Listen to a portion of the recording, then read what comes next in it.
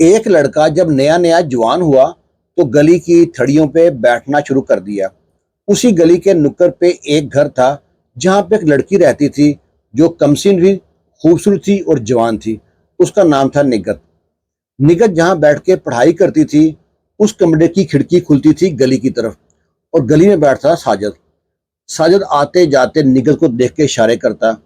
نگت جوان ہو رہی تھی، اس کا بھی دل مچلتا، وہ بھی اس کے اشاروں کا مسکرا کے جواب دیتی۔ دونوں کا پیار چپ کے پروان چڑھ رہا تھا۔ نگت کی ماں انتہائی سمجھدار عورت تھی۔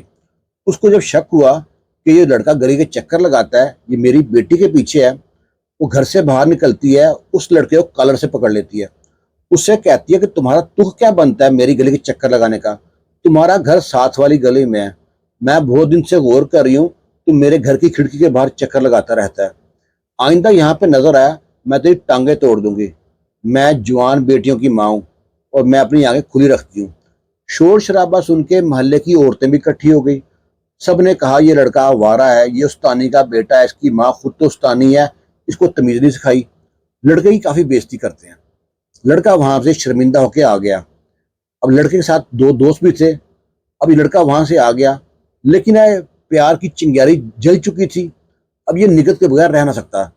اب یہ انتظار کرتا کہ جب کب نگت کی ماں بازار جائے گی، سبزی لینے جائے گی، گھر سے باہر جائے گی۔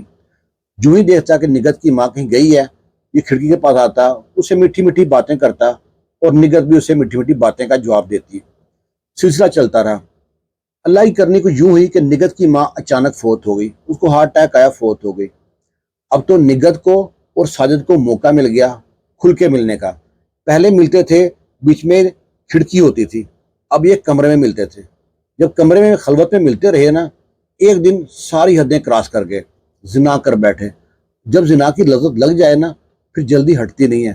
یہ کتنا ہی کافی عرصہ ہو گیا اس طرح چلتا رہا سلسلہ۔ اور ایک دن نگت بتاتی ہے ساجد کو کہ میں تمہارے بچے کی ماں بننے والی ہوں۔ ساجد نے جب یہ سنا تو کنی کترانی شروع کر دی، اس سے ملنا کم کر دیا۔ اور ادھر جو نگت ہے اپنا پاپ چھپاتی، کسی کو بتاتی نہ، اس کی حالت خراب ہوتی رہی۔ کرتے کرتے 5-6 ماہ ہو گئے۔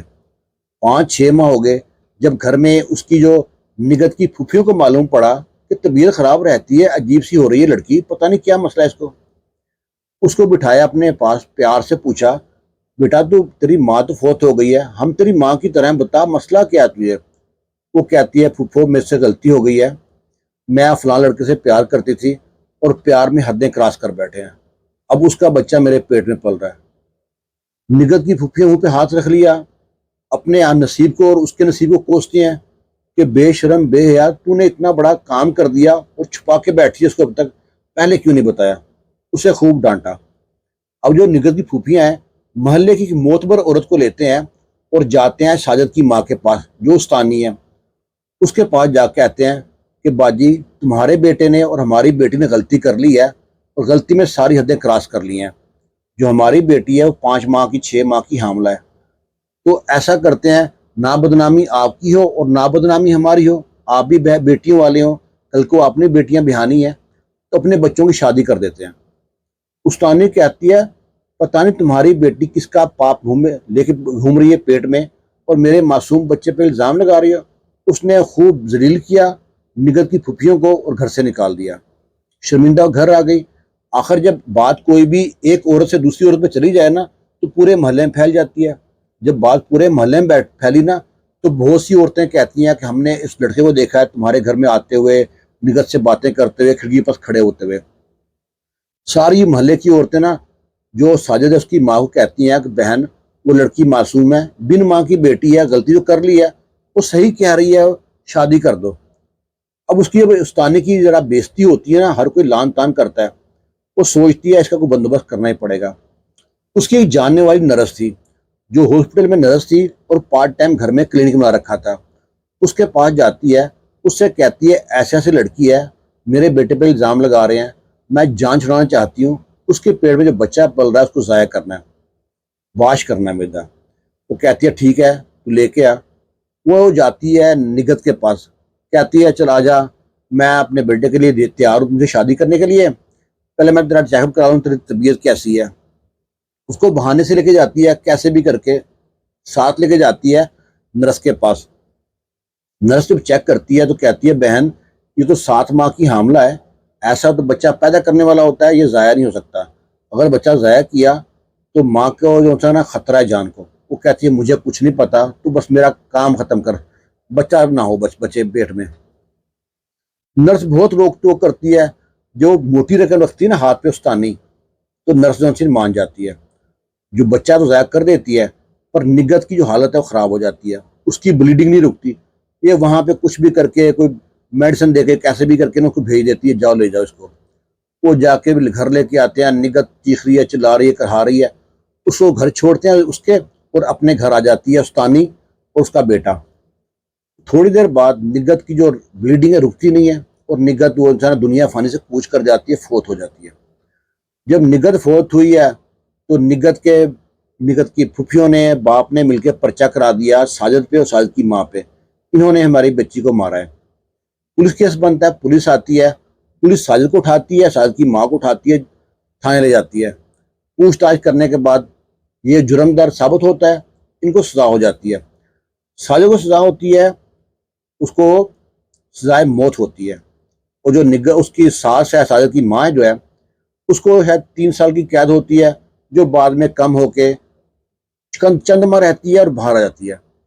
ادھر جو ساجد کی ماں تھی، کھاتے پیتے گھر کی تھی، استانی تھی، اس کا شوہر بھی ماسٹر تھا، پیسہ کافی تھا ان کے پاس، انہوں نے پیسہ پانی کی طرح بہایا اپنے بیٹے پہ، اس کی سزائے موت بدل جاتی ہے عمر قید میں، کچھ اور کرتے کرتے سزا بن جاتی ہے 6 سال، دین دار ڈال کے 6 سال قید سزا سنا جاتی ہے۔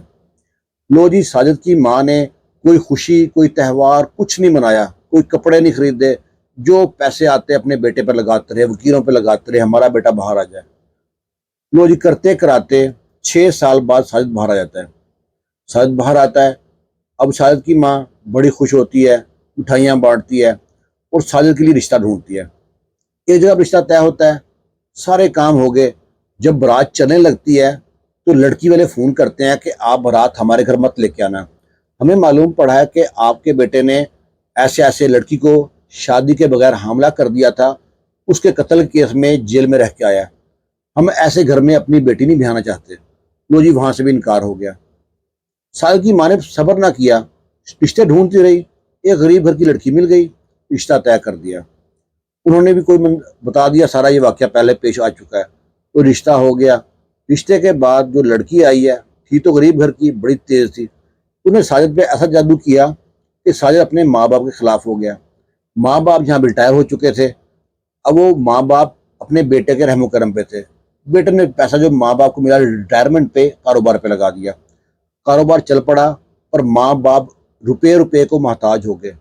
سخت سردیوں میں بغیر سویٹر کے، بغیر چادر گزار دی، ماں بیمار ہوتی، دوائی کے لیے پیسے مانگتے، ماں کے اوپر باپ کے اوپر 50 روپے بھی خرچ کرنا اس کے لیے حرام تھا، اور ماں باپ ایسے تڑپ تڑپ کے بد دعائیں دیتے دیتے مر گئے۔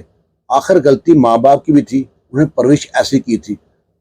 تو بعد میں ساجد کی جو بیوی ہے، اس کے معاملے بڑے محلے میں سننے میں آئے، بڑے بدنام ہو گئے تھے۔ تو جو بھی کوئی کسی کی بہن بیٹی کے ساتھ ایسا کرتا ہے، یہ مت بھولو کہ اللہ کی لاٹھی بڑی بے آواز ہے، جب وہ پڑتی ہے نا، انسان کی مت ماری جاتی ہے۔